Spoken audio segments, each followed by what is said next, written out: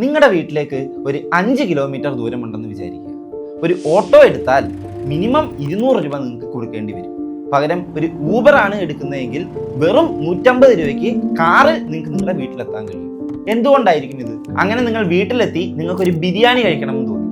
നിങ്ങളൊരു ഹോട്ടലിൽ പോയി കഴിക്കുകയാണെങ്കിൽ മിനിമം ഒരു 200 രൂപ നിങ്ങൾക്ക് കോസ്റ്റ് വരും. അതേ ബിരിയാണി സ്വിഗ്ഗി വഴി ഓർഡർ ചെയ്താണ് കഴിക്കുന്നതെങ്കിൽ 40% ഡിസ്കൗണ്ട് കഴിഞ്ഞ് വെറും 120 രൂപയ്ക്ക് നിങ്ങൾക്ക് കിട്ടും. എന്തുകൊണ്ടായിരിക്കും ഇത്? ഇനി ഇതൊക്കെ വിട്ടോ, ജിയോ ഹോട്ട്സ്റ്റാർ IPLന്റെ സ്ട്രീമിംഗ് റൈറ്റ്സ് മേടിച്ചത് 23,000 കോടിക്കാണ്. ബട്ട് അവർ കസ്റ്റമേഴ്സിന്റെ കയ്യിൽ നിന്ന് ചാർജ് ചെയ്യുന്നത് 3 മാസത്തേക്ക് വെറും 149 രൂപയാണ്. അതെന്തുകൊണ്ടായിരിക്കും? അൾട്ടിമേറ്റ്ലി ഈ കമ്പനീസിന്റെയൊക്കെ മോട്ടീവ് പ്രോഫിറ്റ് ജനറേഷൻ അല്ലേ. ബട്ട് ഇത്രയും ഡിസ്കൗണ്ടും ഓഫേഴ്സും ഒക്കെ കൊടുത്തു കഴിഞ്ഞിട്ടും അവരെങ്ങനെയായിരിക്കും സർവൈവ് ചെയ്യുന്നത്? Actually they are trading off their margin for their volume. ഇത് മനസ്സിലാവണമെങ്കിൽ you should know CVP analysis, cost volume profit analysis. Let's break it down. CVPയുടെ കോർ കോൺസെപ്റ്റ്സ് പൂർണ്ണമായും നിങ്ങൾക്ക് മനസ്സിലാവണമെന്നുണ്ടെങ്കിൽ ബേസിക് ആയ കുറച്ച് കോസ്റ്റുകളും ടേംസും നിങ്ങൾ അറിഞ്ഞിരിക്കേണ്ടതുണ്ട്. ഫിക്സഡ് കോസ്റ്റ്, പേര് പോലെ തന്നെ ഈ കോസ്റ്റ് ഫിക്സ്ഡ് ആയിരിക്കും. നിങ്ങളുടെ ആക്ടിവിറ്റി ലെവലിനനുസരിച്ച് ഈ കോസ്റ്റ് കൂടുകയോ കുറയുകയോ ഇല്ല, അതെപ്പോഴും കോൺസ്റ്റന്റ് ആയിട്ട് നിൽക്കും. ഇനി ഊബറിന്റെ കേസിലേക്ക് വന്നാൽ അവർ കൊടുക്കുന്ന സർവീസ് എന്ന് പറയുന്നത് റൈഡ്സ് ആണ്. സോ അവർ എത്ര റൈഡ്സ് കൂടുതൽ കൊടുത്താലും എത്ര റൈഡ്സ് കുറവാണ് കൊടുക്കുന്നതെങ്കിലും ഈ കോസ്റ്റ് അവിടെ ഫിക്സ്ഡ് ആയിട്ടിരിക്കും. അവരുടെ ആക്ടിവിറ്റി ലെവലുമായി ഒരു ബന്ധവും ഉണ്ടാവില്ല. ഫോർ എക്സാമ്പിൾ, അവരുടെ ആപ്പിന് വേണ്ടി വരുന്ന കോസ്റ്റ്, അല്ലെങ്കിൽ അവർക്കൊരു ഹെഡ് ക്വാർട്ടേഴ്സ് ഉണ്ടെങ്കിൽ ആ ഹെഡ് ക്വാർട്ടേഴ്സിന് പേ ചെയ്യേണ്ടി വരുന്ന റെന്റ്, ഇതൊക്കെ ഡയറക്ട്ലി റിലേറ്റഡ് ടു റൈറ്റ്സ് അല്ല. സോ അതൊക്കെ ആയിരിക്കും ഊബറിന്റെ കേസിൽ ഫിക്സഡ് കോസ്റ്റ് ആയിട്ട് വരുന്നുണ്ടാവുക. Next is variable cost. പേര് പോലെ തന്നെ വേരി ചെയ്തുകൊണ്ടേയിരിക്കുന്ന കോസ്റ്റുകളെയാണ് നമ്മൾ വേരിയബിൾ കോസ്റ്റ് എന്ന് പറയുക. ഒരു പ്രൊഡക്ഷൻ മേഖലയിൽ എടുത്ത് നോക്കിക്കഴിഞ്ഞാൽ എത്രയാണോ നിങ്ങളുടെ ആക്ടിവിറ്റി ലെവൽ, അതായത് എത്ര യൂണിറ്റ്സ് പ്രൊഡക്ഷൻ നിങ്ങൾ നടത്തുന്നുണ്ടോ അതിനനുസരിച്ച് ചേഞ്ച് ചെയ്തുകൊണ്ടിരിക്കുന്ന കോസ്റ്റിനെയാണ് വേരിയബിൾ കോസ്റ്റ് എന്ന് പറയുക. ഇനി ഊബറിന്റെ കേസിലേക്ക് വരികയാണെങ്കിൽ റൈറ്റ്സ് ആണ് അവർ കൊടുക്കുന്ന സർവീസസ്. സോ നമ്പർ ഓഫ് റൈറ്റ്സിനെ ഡിപ്പെൻഡ് ചെയ്തിരിക്കുന്ന കോസ്റ്റുകളായിരിക്കും വേരിയബിൾ കോസ്റ്റ്. റൈറ്റ്സ് കൂടുന്നതിനനുസരിച്ചും റൈറ്റ്സ് കുറയുന്നതിനനുസരിച്ചും വേരി ചെയ്തുകൊണ്ടിരിക്കുന്ന കോസ്റ്റുകളെ ആയിരിക്കും നമ്മൾ വേരിയബിൾ കോസ്റ്റ് എന്ന് പറയുന്നുണ്ടാവുക. എക്സാമ്പിൾ ആയിട്ട് നോക്കാനാണെങ്കിൽ ഫ്യൂവൽ ചാർജസ്, എത്ര റൈറ്റ്സ് പോയിട്ടുണ്ടോ അതിനനുസരിച്ച് ഫ്യൂവൽ ചാർജ് കൂടാം, അതിനനുസരിച്ച് ഫ്യൂവൽ ചാർജ് കുറയാം. അതുപോലെ തന്നെ അവിടുത്തെ ഡ്രൈവറിന് കൊടുക്കേണ്ടി വരുന്ന ഇൻസെൻറ്റീവ്സ് അല്ലെങ്കിൽ പേയ്മെന്റ്, അതും ആ റൈറ്റ്സിനെ ബേസ് ചെയ്തിരിക്കും. സോ അങ്ങനെ റൈഡിനെ ബേസ് ചെയ്ത് വരുന്ന കോസ്റ്റുകളെ ആയിരിക്കും വേരിയബിൾ കോസ്റ്റ് എന്ന് പറയുക. ഇനി സെല്ലിംഗ് പ്രൈസ്, എന്ത് പ്രൈസിനാണോ നമ്മൾ നമ്മുടെ പ്രൊഡക്റ്റോ സർവീസോ സെല്ല് ചെയ്യുന്നത് അതായിരിക്കും നമ്മുടെ സെല്ലിംഗ് പ്രൈസ് ആയിട്ട് വരുന്നുണ്ടാവുക. സോ ഊബറിന്റെ കേസ് എടുക്കുകയാണെങ്കിൽ നമുക്ക് തൽക്കാലം എക്സാമ്പിൾ ആയിട്ട് എടുക്കാം. ഒരു 99 റുപ്പീസിനാണ് ഊബർ ഒരു റൈഡ് പ്രൊവൈഡ് ചെയ്യുന്നത്. സോ ആ 99 ആയിരിക്കും അവരുടെ സെല്ലിംഗ് പ്രൈസ്. ഇപ്പോൾ കിട്ടിയ ഈ സെല്ലിംഗ് പ്രൈസിൽ നിന്നും നമ്മൾ മുന്നേ ഡിസ്കസ് ചെയ്ത വേരിയബിൾ കോസ്റ്റ് ഡിഡക്ട് ചെയ്യുമ്പോഴാണ് നമുക്ക് കോൺട്രിബ്യൂഷൻ മാർജിൻ കിട്ടുക. So what is contribution? നമ്മുടെ സെയിൽസിൽ നിന്ന്, നമ്മുടെ റവന്യൂവിൽ നിന്ന് നമ്മൾക്ക് വന്നിരിക്കുന്ന എല്ലാ കോസ്റ്റും ഡിഡക്ട് ചെയ്താൽ നമുക്ക് കിട്ടുന്നതാണ് പ്രോഫിറ്റ്. സോ നമ്മൾ കുറച്ച് മുന്നേ കോസ്റ്റിനെ 2ആയി തരം തിരിച്ചിരുന്നു, ഫിക്സഡ് കോസ്റ്റും വേരിയബിൾ കോസ്റ്റും. സോ സെയിൽസിൽ നിന്ന് വേരിയബിൾ കോസ്റ്റ് മാത്രം ഡിഡക്ട് ചെയ്യുമ്പോൾ നമുക്ക് കോൺട്രിബ്യൂഷൻ കിട്ടും. ആ കോൺട്രിബ്യൂഷനിൽ നിന്ന് ഫിക്സഡ് കോസ്റ്റ് കൂടി ഡിഡക്ട് ചെയ്യുമ്പോഴായിരിക്കും നമ്മുടെ പ്രോഫിറ്റിലേക്ക് എത്തുന്നുണ്ടാവുക. സോ നമ്മുടെ ലാഭത്തിൽ നിന്ന് എത്രയാണോ നമ്മൾ ഫിക്സഡ് കോസ്റ്റ് റിക്കവർ ചെയ്യാൻ വേണ്ടി കോൺട്രിബ്യൂട്ട് ചെയ്യുന്നത് ആ കോൺട്രിബ്യൂഷനാണ് contribution margin. So contribution fixed കോസ്റ്റിനേക്കാളും കൂടുതലാണെങ്കിൽ നമ്മൾ പ്രോഫിറ്റിലായിരിക്കും, കോൺട്രിബ്യൂഷൻ ഫിക്സഡ് കോസ്റ്റിനേക്കാളും കുറവാണെങ്കിൽ നമ്മൾ ലോസിലായിരിക്കും. അപ്പോൾ കോൺട്രിബ്യൂഷനും ഫിക്സഡ് കോസ്റ്റും സെയിം ആയിട്ട് വരുന്ന ഒരു പോയിന്റ് ഉണ്ട്, ബ്രേക്ക് ഈവൻ പോയിന്റ്. അവിടെ നമുക്ക് പ്രോഫിറ്റും ഉണ്ടാവില്ല, ലോസും ഉണ്ടാവില്ല. നോ പ്രോഫിറ്റ് നോ ലോസ് എന്നുള്ള ഒരു പോയിന്റിനെ നമ്മൾ പറയുന്നതാണ് break even point. For example, നിങ്ങളുടെ സെയിൽസ് റവന്യൂ ഒരു 1 lakh ആണെന്ന് അസ്യൂം ചെയ്യുക.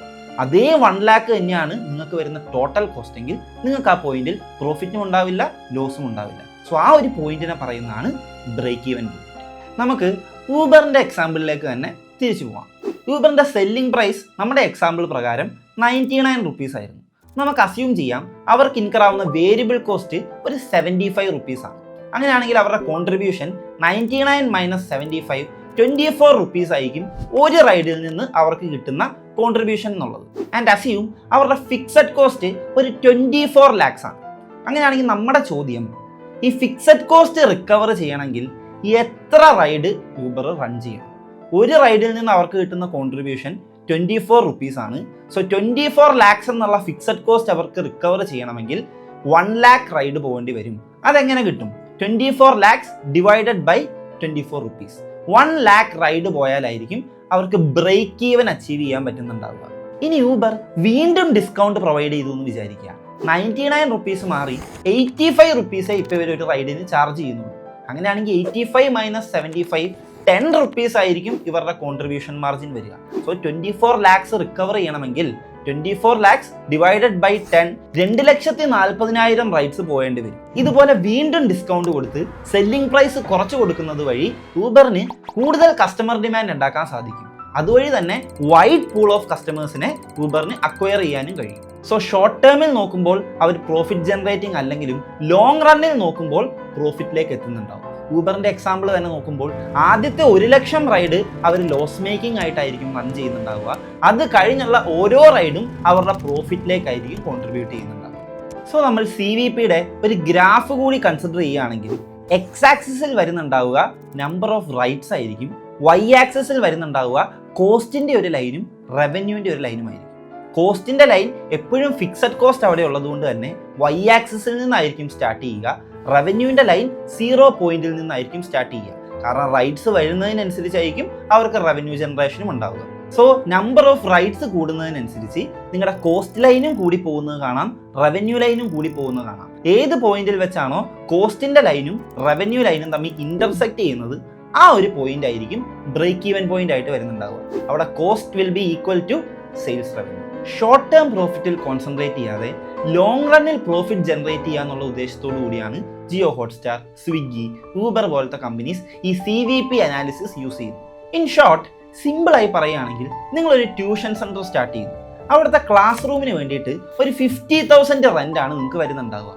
നിങ്ങൾ ഒരു സ്റ്റുഡൻറ്റിൻ്റെ നിന്ന് ചാർജ് ചെയ്യുന്ന ഫീസ് 2,000 rupees ആണെങ്കിൽ 25 സ്റ്റുഡൻസ് വന്നാലാണ് നിങ്ങൾക്ക് നിങ്ങളുടെ ബെയർ മിനിമം കോസ്റ്റ് ആയ 50,000 എങ്കിലും റിക്കവർ ചെയ്യാൻ പറ്റുള്ളൂ.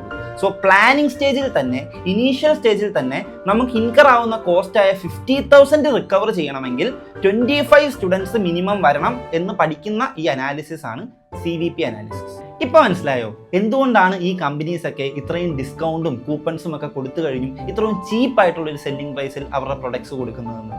They are not aiming the short-term profit. They are playing the long-run game using CVP analysis.